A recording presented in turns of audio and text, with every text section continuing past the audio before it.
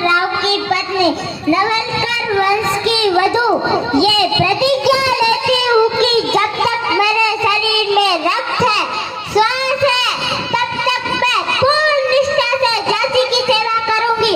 नहीं झुकने दूंगी झांसी का स्वाभिमान, नहीं झुकने दूंगी मातृभूमि का मस्तक।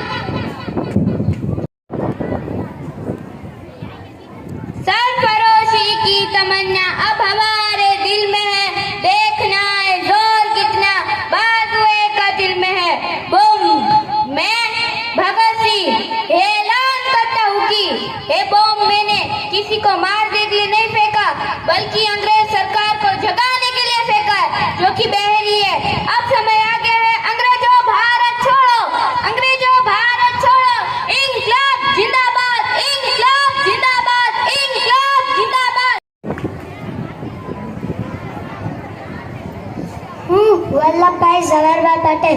લોકો મને લોખંડી પુરુષ અને સરદાર તરીકે ઓળખે છે, પણ હું તો આ માતૃભૂમિનો એક સામાન્ય ખેડૂત પુત્ર છું.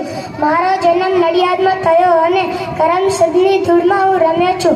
બારડોલીના ખેડૂતો પર અંગ્રેજોએ જ્યારે અન્યાય કરી નાખ્યો ત્યારે મારી કલમ અને મારો અવાજ બદલાયો ન હતો, મારો ઈરાદો બદલાયો હતો. મેં અંગ્રેજોની આંખમાં આંખ મિલાવીને કહ્યું હતું, ભલે તમારી તોપો સળગતી હોય પણ યાદ રાખજો, ખેડૂતોના પરસેવો એ તોપોને પણ તારી દેશે. એ લડતે મને સરદારનું બિરુદ આપ્યું. મેં બાપુને વચન આપ્યું હતું, બાપુ તમે ચિંતા ના કરો, આ આખું ભારત એક થશે. મેં રાજાઓને પ્રેમથી સમજાવ્યા. મારા એક હાથમાં ગાજર હતું અને બીજા હાથમાં લાકડી. મેં રાજાઓને કહ્યું, તમારી દેશભક્તિ બતાવો અને તમારી પ્રજાનો વિચાર કરો. અંગ્રેજો ચાલ્યા ગયા, હવે આપણે બધા એક છીએ.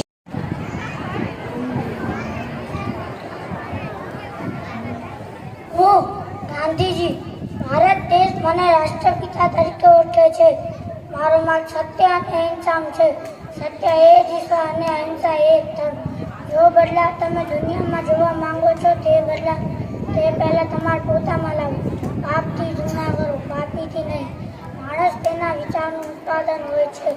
તે જેવું વિચાર છે તેવું બની જાય છે. અંતે હે મારા દેશવાસીઓ, તમે પડાવા નૈતિક રસ્તા પર ચાલો અને દેશના પાયાને ખોખલો થતા બચાવો. જય હિન્દ, ભારત માતા. હું બાબા સાહેબ આંબેડકર. ઘોડે કહ્યું કે ઇતિહાસમાં માત્ર સમય સાથે બદલાય છે, ઇતિહાસમાં સમય બદલાય છે. જ્યારે કોઈ વ્યક્તિ પોતાના પર થતા અન્ય સામે અવાજ ઉઠાડવાનું નક્કી કરે છે. અને યાદ છે દિવસો જ્યારે મને શાળાને વર્ગની બહાર બેસાડવામાં આવતો હતો. પાણી પીવું હોય તો કોઈ દૂરથી હાથ ઊંચો કરીને પાણી જમીન પર રેડે, જાણે કે હું માણસ જ નહીં. છતાંય મેં હાર ન માની, ગુસ્સો નહીં પણ કલમ અને પુસ્તકને મારો હથિયાર બનાવ્યો. જ્યારે હું વિદેશ ભણવા ગયો ત્યારે મને સમજાયું કે જ્ઞાન એવી શક્તિ છે જે ગુલામીની બેડીઓ તોડી શકે છે. મેં રાત જાગીને પુસ્તકો સાથે મિત્રતા કરી. લોકો મને રોકવા માંગતા હતા, મારી જાતિ પૂછીને મને નીચું દેખાડવા માંગતા હતા, પણ મેં મારા સપનાઓને ઝાંકા પડવા દીધા નહીં. આ દેશના બંધારણ બનાવતી વખતે મેં માત્ર કાયદા નથી લખ્યા, આ દેશના દરેક ગરીબ, વંચિત અને સ્ત્રીને સન્માન આપવાનું સપનું સાકાર કર્યું છે. મેં લોકશાહીનો એવો દીવો પ્રગટાવ્યો છે જે કોઈનાથી ઓલાવશે નહીં. મારો એક જ સંદેશ છે, શિક્ષિત બનો, સંઘર્ષ કરો, સંગઠિત બનો, પોતાના પર વિશ્વાસ રાખો. જો હું એક અસ્પૃશ્ય બાળકમાંથી બંધારણના ઘડવૈયા બની શકતા હોઉં